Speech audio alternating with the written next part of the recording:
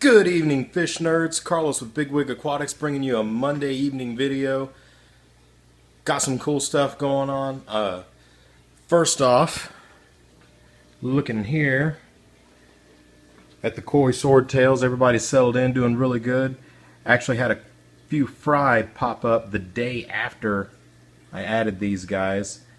And then Big Mama, as I dubbed her, the biggest female, who was very gravid when she came in, I now have up here in this breeder box.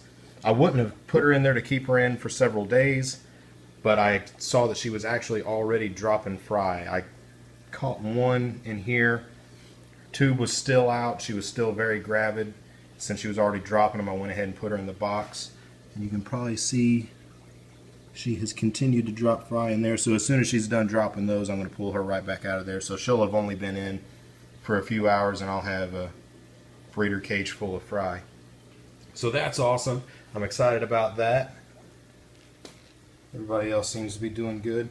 But the main reason for this video, the other day I went to the park by my parents' house, and it's not really a drainage ditch. I guess it's sort of like a drainage ditch. It doesn't run along a road. They've actually build a bike path on top of the mound that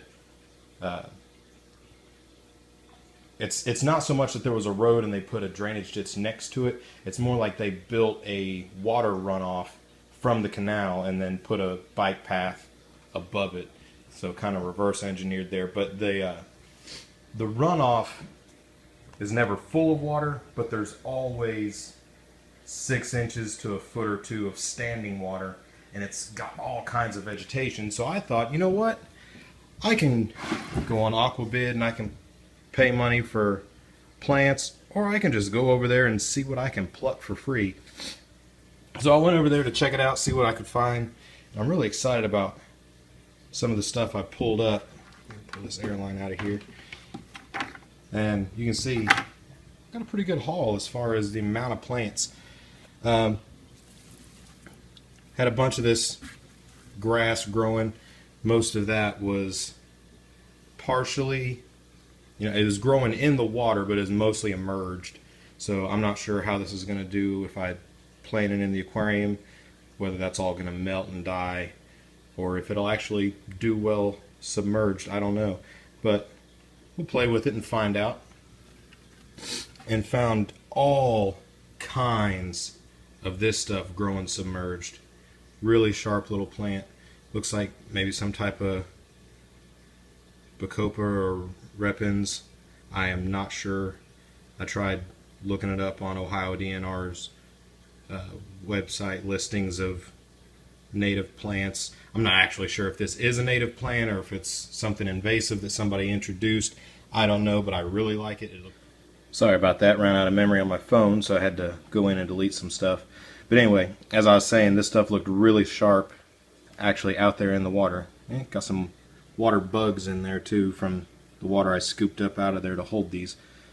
So I'm excited to see how this is going to do in the aquarium, how it's going to look, whether or not it takes off. If it does, that'll be awesome. So I got a bunch of it in here just because I really liked it, so I pulled a ton of it. Got all kinds of this stuff there.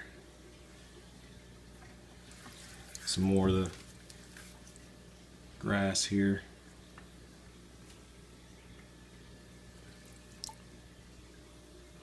Some more of that. Down here towards the bottom, some stuff that I'm really excited about. Go ahead and try and dig some of that out there. It's all at the bottom of the bucket because it was some of the first stuff I pulled. If I can get to it. Got a bunch more of this grass. A lot of this stuff's all getting mixed in together. This stuff looks really sweet in the water. This is, I'm thinking some type of Ludwigia, possibly. I'm not entirely sure. But there was a whole ton of this stuff. A lot of it was really red. Let me get some focus there.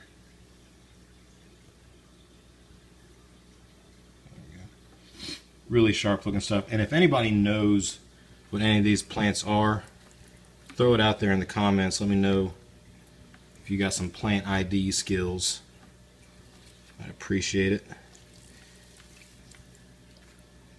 Here we go. Here's some of this stuff. I'm trying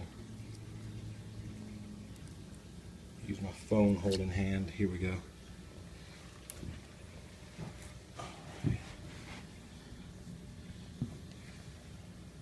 Really sharp plant. Really liking it. Looks really awesome in the water. There was like a 8-foot by 10-foot spot that was just chock full of it. You couldn't even see down into the water just because the entire surface was covered with the tops of all these stems. Oh, I thought that was a snail on my hand. It was just a piece of a leaf. And I'm pretty sure I did pull some pond snails in with this mess. So we'll see what happens with that too, I guess. So I almost forgot. I was about to say that's the only varieties that I picked, but I also found this that I'm really excited about. I'm not sure what this is. It was partially submerged, partially immersed. There were a few plants that were actually totally submerged, so I'm thinking it'll do alright. It's got the water column feeding roots coming out of the stem all through there. So if anybody knows what this is, let me know. I pulled, I think 4 or 5 of these. I think I'm going to throw those in the 55, dip them and get them in there. I think they might do pretty nice in there, look pretty sweet. I got a spot I think I want to try them out on. There's another one. So yeah, if you've got a place where you can go, even if it's just, you know, a ditch that's always got water in it, check it out. You might find some nice native aquatic plants that typically you would have had to pay some nice cash for, and get it on the cheap and pluck as much of it as you want, because it's free, and free times 3 is still free. So get 3 times as much as you would at the store and don't feel bad about it. I'm really excited about this plant. I'm going to say it again. I'm really excited about this plant. This thing is sharp, and I like it, and I like it a lot. So that's it. That's what I've got for this video. Again, if you know what any of this stuff is, throw it in the comments. Let me know. If you like what I got going on here, I'm going to try to keep doing these videos. So subscribe if you want to keep seeing this stuff. Like my videos. Throw some comments in the comment section. And we'll see you next time.